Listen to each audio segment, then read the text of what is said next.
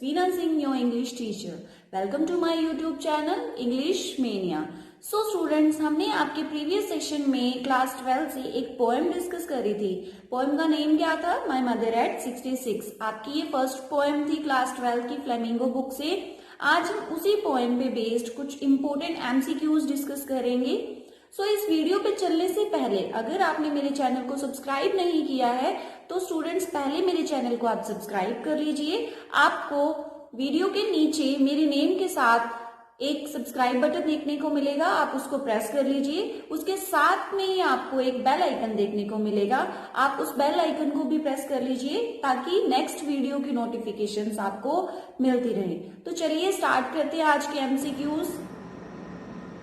So students चलिए शुरू कर लेते हैं आज के हमारे questions. So first question is who is the poet of this poem.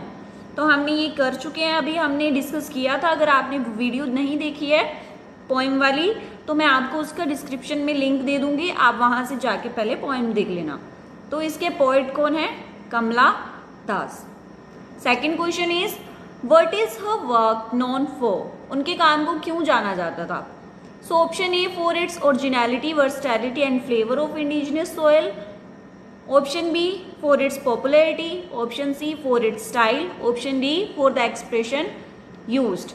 तो अगर आपने पोएम को बहुत अच्छे से किया है जैसे कि मैंने आपको करवाया है तो आपको पता होगा कि इसका आंसर क्या है. ऑप्शन ए, क्योंकि उनको जाना जाता है. जो उनकी जो पोएम होती थी उनमें हमें बहुत ज्यादा स्वदेशी प्रेम देखने को मिलता था.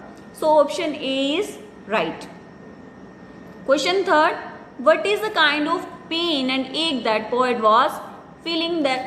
तो किस तरीके का जो वो पेन था वो महसूस कर रही थी? Losing her mother, heart attack, headache, children screaming at her. तो इसमें हमने जब पोएम पढ़ी है सारी पोएम में पोएम के नाम से डिस्कस अगर हम करते हैं तो पोएम का नाम क्या था? माई मदर एट 66. उससे ही हमें आइडिया हो जाता है कि उनको किस चीज़ का मतलब कि बहुत ज़्यादा मतलब कि दर्द महसूस कर रही थी वो. टू लॉस हर मदर मतलब कि अपनी ममा को अगर वो खो देंगी क्योंकि उनकी ममा की एज बहुत बढ़ गई है. तो इसका आंसर क्या आ जाएगा? ए. आगे देखते हैं. Question fourth, name the poetic device used in the poem. इस पोएम में कौन कौन सी पोएटिक डिवाइस का यूज किया गया है? तो अगर हम देखें इसमें मेटाफोर का भी बहुत यूज किया गया, इसमें सिमिली का भी यूज किया गया, इसमें एलिट्रेशन भी बहुत यूज की गई है. और जबकि तीनों ही जो पोएटिक डिवाइस हैं ये यूज की गई हैं तो इसका आंसर क्या बन जाएगा? B, all of these. ठीक है, नेक्स्ट क्वेश्चन करते हैं. What is the significance of the title my mother at 66. अब जो ये टाइटल है इसको कौन सा नीचे में से कौन सा पॉइंट है, वो जो पॉइंट है कौन सा पॉइंट सिग्निफाई कर रहा है? तो चलिए देख लेते हैं. पॉइंट ए, ऑप्शन ए क्या है? Poet's fear of losing her old mother. Point B, poet's fear of moving fast. Option C, poet's inability to express her feelings. Option D, all of these. तो जो ये poem है माई mother at 66 इसका जो title है वो क्या signify कर रहा है? पोएट का जो फियर है अपनी ममा को खोने का. So option A is correct. ठीक है, 6th क्वेश्चन देख लेते हैं. What is the distinctive feature of the poem. Distinctive क्या होता है? मतलब कि अलग फीचर क्या है इस पोएम का. अगर आपने पोएम को सारी पोएम को देखा होगा तो उसमें आपको क्या चीज अलग देखने को मिली? It's metaphor. मेटाफोर तो मोस्टली सभी पोएम्स में होता है. सिमिली यूज्ड, वो भी मतलब सभी पोएम्स में हम देखें तो कहीं ना कहीं सिमिली हमें मिल जाता है. एलिट्रेशन का भी यूज इसमें किया गया है, लेकिन जो इसका अलग फीचर है वो क्या है? Narrative style using a single sentence in a set of 14 line. उन्होंने एक ही सेंटेंस का यूज करा है और 14 जो लाइन्स है उनके अंदर 14 लाइन्स के अंदर एक ही सेंटेंस को कंप्लीट किया है. ठीक है, तो ये इसका जो डिस्टिंक्विट फीचर है, जो अलग फीचर है वो है इस पोएम में. चलिए आगे करते हैं. What is the main idea of the poem. इस पोएम का मेन आइडिया क्या है? Option A painful old age, option B discolouration of skin, option C carelessness of daughter, option D lack of strength. तो अगर आपने poem को बहुत अच्छे से किया है तो आपको पता होगा कि इस पोएम के नेम से ही पता लग रहा है कि उसकी मम्मा अब ओल्ड हो गई हैं, अब वो एजिड हो गई हैं, तो वो जो उसको खोने का पेन है वो पोएटेस जो फील कर रही हैं, तो वही इस जो पोएम है इसका मेन आइडिया होगा। So option A is correct answer. Question 8 देख लेते हैं, what did the poet realise with pain. तो अब यहाँ पे जो पोएटेस हैं, जो पोएट है, वो किस चीज को देख के मतलब कि रियलाइज कर रही हैं, किस वजह से उनको बहुत ज्यादा पेन महसूस हो रहा है। Option A her mother appearance like a corpse, option B she is inconsiderate, option C old age is pleasant, option D she has duty. तो पेन किस वजह से हो रहा है उनको, option A her mother's appearance like a corpse, मतलब कि उसकी जो मम्मा थी उनका जो अपीयरेंस थी वो कैसी लग रही थी, जैसे कि कोई डेड बॉडी हो। क्वेश्चन 9 देखते हैं आप, व्हाट इज फेमिलियर एक। जो मतलब कि उसका जाना माना सा दर्द था वो कौन सा दर्द था, her childhood fear of losing her mother, option B her mother's weak health, option C her duties, option D her helplessness.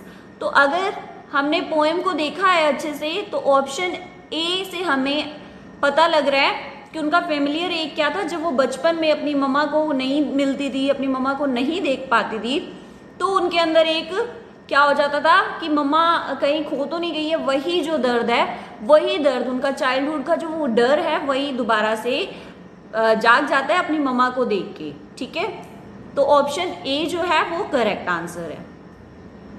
आगे करते हैं, 10th क्वेश्चन में क्या कह रहे हैं, what do the running trees signify. अब जो रनिंग ट्रीज हैं वो किनको सिग्निफाई कर रहे हैं, fast moving appearance, speed of moving car, fast moving change in human life from the childhood to old age, और नन। तो ये जो ट्रीज हैं, जो रनिंग ट्रीज हैं, ये किनको सिग्निफाई कर रहे हैं, option C fast moving change in human life from childhood to old age. तो ये उसी को चीज को सिग्निफाई कर रहे हैं, जो भागते हुए ट्रीज हैं, ये कि जो ह्यूमन की लाइफ है वो कितनी ज्यादा हम कह सकते हैं कि चेंज हो जाती है और वो कितनी जल्दी बढ़ जाते हैं। अब question 11, who lives at Cochin. अब इसका आंसर क्या होगा, कोचीन में कौन रहते थे। अगर आपने इस पोएम को देखा है तो पोएम की जो स्टार्टिंग वाली लाइन है, driving to Cochin from her parents home, तो यहाँ से हमें आइडिया हो जाता है कि पोएट जो है वो बात कर रही हैं, वो खुद कोचीन जाने की बात कर रही हैं। तो पोएट खुद रहती है कोचीन के अंदर। इसमें आप कंफ्यूज मत होना कि कहीं हर पेरेंट्स लिख दो, आप इसमें बिल्कुल कंफ्यूज नहीं होना, रहती कौन है, पोएट रहते हैं वहां पे। ठीक है, what does ashen face signify. जो एशन फेस है ये किस चीज को सिग्निफाई कर रहा है, colour of face, option B face is covered with ash, option C pale and lifeless face of poet's mother, option D to show ugly face. तो अगर हमने ये पोएम को अच्छे से किया है, अगर इसके हमने जो भी इसमें मेटाफोर यूज हुए हैं, जो भी सिमिली यूज हुए हैं, हमने अगर उनको अच्छे से किया है तो हम इसका आंसर बहुत इजीली दे सकते हैं। Option C is correct answer, कि जो एशियन फेस है वो किसकी सिग्निफाई क्या कर रहा है कि उसकी जो मम्मा है, उनकी पोएट की जो मम्मा है, उनका जो फेस है बिल्कुल पीला पड़ गया और उसमें ऐसे लग रहा है कि जान ही नहीं है, वो एक शव की तरह लग रहा है। ठीक है, आगे देखते हैं क्वेश्चंस।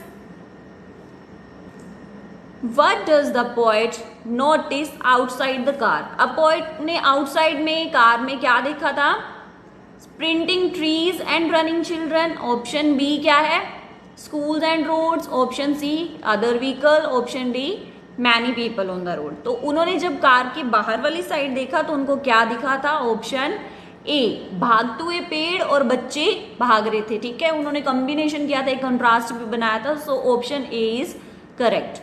अब क्वेश्चन 14 में क्या है, what do the parting words use soon Amma signify. अब जो ये वर्ड है ये क्या सिग्निफाई कर रहे हैं, her carelessness, her optimistic farewell full of cheerfulness, she bites good bye like this, she is in hurry. तो जो ये पार्टिंग वर्ड्स थे, सी यू सून अम्मा, जल्दी मिलते हैं मम्मा, तो ये किस चीज़ को बता रहे थे? उसका जो आशावादी फेयरवेल थी कि मतलब कि वो थी तो सैड, लेकिन वो एक्चुअल में क्या कर रही थी, अपनी मम्मा को मतलब चीयर करके जा रही थी और बोल रही थी कि एक होप के साथ कि हम जल्दी मिलते हैं। तो ऑप्शन बी क्या बन जाएगा इसका करेक्ट आंसर। ठीक है, क्वेश्चन 15 करते हैं आप। What does the poet smile signify in the poem? तो ये हमने अभी डिस्कस कर ही लिया कि जो उसकी जो पोएट की स्माइल है वो क्या सिग्निफाई कर रही है, her assurance to mother and helplessness inside, कि वो अपनी मम्मा को तो एश्योर कर रही हैं, क्या एश्योर कर रहे हैं कि मैं जल्दी मिलूंगी आपसे, लेकिन जब उसने अपनी मम्मा को देखा शी इज गेटिंग ओल्ड, सो उसके अंदर एक आ गया वो, मतलब कि बहुत ज़्यादा उसके अंदर वो इमोशंस आ गई कि शायद ही वो अपनी मम्मा से मिल पाएंगी। ठीक है, तो यहाँ पे आंसर क्या बन जाएगा, A, her assurance to mother and helplessness inside. आगे करते हैं। What worried the poet when she looked at her mother? तो किस चीज की चिंता हुई जब उसने अपनी मम्मा को देखा? हर फेस, हर ब्रोकन आर्म, हर लविंग वर्ड्स, हर डिक्लाइनिंग एज। तो क्या है, उसके फेस की वजह से नहीं, उसकी बाजू टूटी हुई थी नहीं, उसके जो वर्ड्स थे उनकी वजह से नहीं। तो वो क्यों वरीड हुई? जो उनकी उम्र जो है वो घटती जा रही थी। ठीक है, उनकी एज बढ़ती जा रही थी, लेकिन अब वो उनका जो डेथ है वो नज़दीक आ गई थी, तो इस वजह से जो पोएटेस हैं वो बहुत ज़्यादा वरीड हो गई थी। अगला question, why did the poet look at her mother again? क्यों उसने दोबारा से अपनी मम्मा को देखा? Because she was busy, because she was going away, because she wanted to stay back, because of fear and insecurity. तो आंसर क्या बन जाएगा, because of fear and insecurity.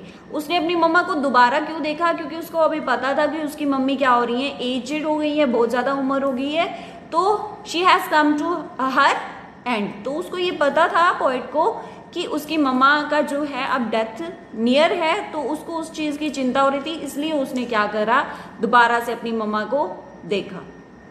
Next question कर लेते हैं।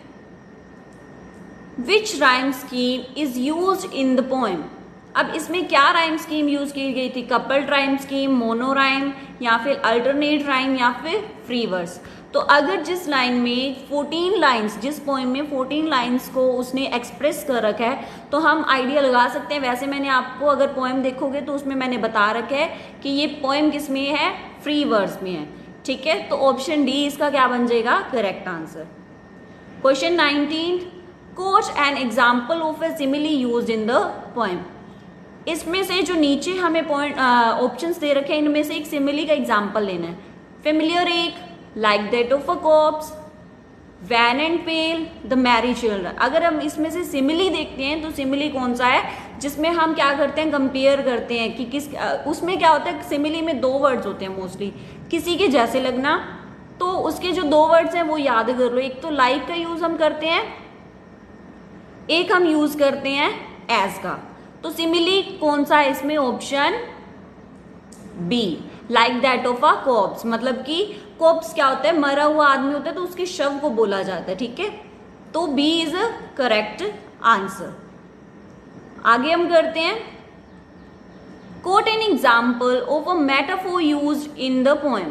तो मेटाफोर क्या यूज किए गए हैं इसमें, रूपक अलंकार, trees printing, the merry children spilling out of their homes. मतलब कि बच्चे जो हैं वो क्या कर रहे हैं, अपने घरों से खुशी खुशी बाहर निकल रहे हैं, और क्या हो रहा है, जो पेड़ हैं वो भाग रहे हैं। ठीक है, तो इनसाइड का जो सीन था वो अलग था, आउटसाइड जो सीन था वो बिल्कुल अलग था। आगे करते हैं, why does the poet feel scared? अब पोएट को स्केयर्ड क्यों फील हो रहा था, because of her duties, because of her job, because of her children, because of her mother's deteriorating health. तो क्यों उनको ये लग रहा था, डिटेरियोरेटिंग क्या होता है, जो बिगड़ती हुई जो हालत होती है उसके लिए बोला गया है। तो यहाँ पे पोएट को क्यों स्केयर्ड हो गई थी, जो उसकी मम्मा की हालत जो बिगड़ रही थी, वो डे बाय डे बूढ़ी होती जा रही थी, तो इस वजह से वो डर गई थी। Y does the poet feel parted upset and sad. तो वो क्यों फील कर रही थी? parted, absent and sad because of her fear, because of she was getting late, because of fear of missing her flight, because of her duty towards mother and her own needs। तो इसका answer क्या आ जाएगा? Because of her duty towards mother, मतलब कि उसकी mama की as बहुत ज़्यादा हो गई थी, लेकिन फिर भी वो क्या कर रही थी, मतलब कि उसकी ड्यूटी जो है अपनी ममा को लेके, तो वो पूरी नहीं कर पा रही थी, इसलिए उनको बहुत ज़्यादा बुरा लग रहा था। ठीक है, आगे देखते हैं। What does the poem revolve around? किसके अराउंड घूमती है ये पोएम? पोएट्स के फियर के, पोएट के लव अपनी ममा के लिए, थीम ऑफ ओल्ड एज के अराउंड, या फिर सब में? तो ये पोएम जो है ये इन सभी पॉइंट्स के आगे पीछे घूम रही है। तो क्या है ये? ऑप्शन डी इसका क्या बन जाएगा? Correct answer. 24th क्वेश्चन क्या है? What questions arise from the complexity of situation in the poem? तो इस पोएम में जो कॉम्प्लेक्सिटी शो की गई है, तो उससे जो मतलब किस तरीके का क्वेश्चन हमें देखने को मिलता है? What to do in old age? How to take care of one's skin? How to drive? How to strike a balance between duties and responsibilities? तो इसका आंसर है डी, कि हमारे अंदर मतलब कि क्या क्वेश्चंस बनते हैं, क्या क्वेश्चन हमारे अंदर अराइज होता है कि कैसे हम एक जो ड्यूटीज हैं और जो हमारी रिस्पॉन्सिबिलिटीज हैं उनके बीच में बैलेंस मेंटेन कर सकते हैं। तो इसका आंसर क्या बन जाएगा? डी। 25th क्वेश्चन क्या है? What does the expression smile smile and smile signify? अब यहाँ पे क्या एक्सप्रेशन से हमें क्या सिग्निफाई हो रहा है? Poet was going home, poet was happy, poet was helpless, poet's desperate effort to hide her fear. तो इसका आंसर क्या बन जाएगा? डी। जो पोएट के डेस्परेट एफर्ट्स हैं कि वो अपनी जो फीलिंग्स हैं उनको तो वो क्या कर रही है? बहुत ज़्यादा हाइड कर रही हैं, और अपने फियर को वो हाइड कर रही हैं, और एक झूठी सी हंसी, एक फेक स्माइल अपनी ममा को दिखा रही हैं। तो ऑप्शन डी क्या बन जाएगा? Right answer. आगे करते हैं 26th question. What pangs did she feel when she looked at her mother? किस तरीके के जो इमोशंस हैं वो महसूस करती हैं जब वो अपनी ममा को देखती है? Pangs of headache, pangs of stomach, pangs of knee pain, pangs of heart एक। तो उनका जो मन होता है उनके दिल में बहुत मतलब कि एक तरीके का वो पेन महसूस करती है जब वो इमोशंस आ जाते हैं।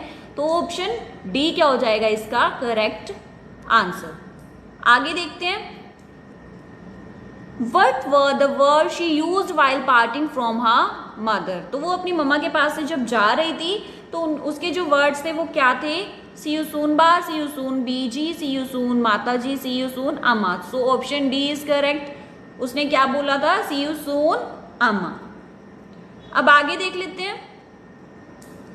Whose house the poet was living? किसका घर छोड़ के जा रही थी वो? Her friend's house, in-laws house, her husband's house, her parents house. तो वो अपने पेरेंट्स के घर से कोचिंग जा रही थी। So option D is the right answer, कि वो अपने पेरेंट्स के घर से जा रही थी। ठीक है, अब हम इसका लास्ट क्वेश्चन करते हैं। 30th question is what is the universality of the theme of the poem? तो क्या है इस जो पोएम है इसकी यूनिवर्सलिटी क्या है? Option A death is a truth, option B life is a reality, option C everyone is happy, option D to show old age. तो अगर हम देखते हैं कि हमें एक यूनिवर्सल ट्रूथ के बारे में पता है कि क्या है, death is a universal truth, तो इसका ऑप्शन जो ए है वो इसका राइट आंसर बनेगा। तो इसी के साथ ही हमने इसके जितने भी क्वेश्चंस थे वो डिस्कस कर लिए हैं। इसमें जितनी भी मान लो इम्पोर्टेंट क्वेश्चंस बनते हैं वो हमारे हो गए हैं। So I hope you like this video, and if you find this video helpful, so please do like, share and subscribe my channel, and don't forget to press the bell icon. Thank you.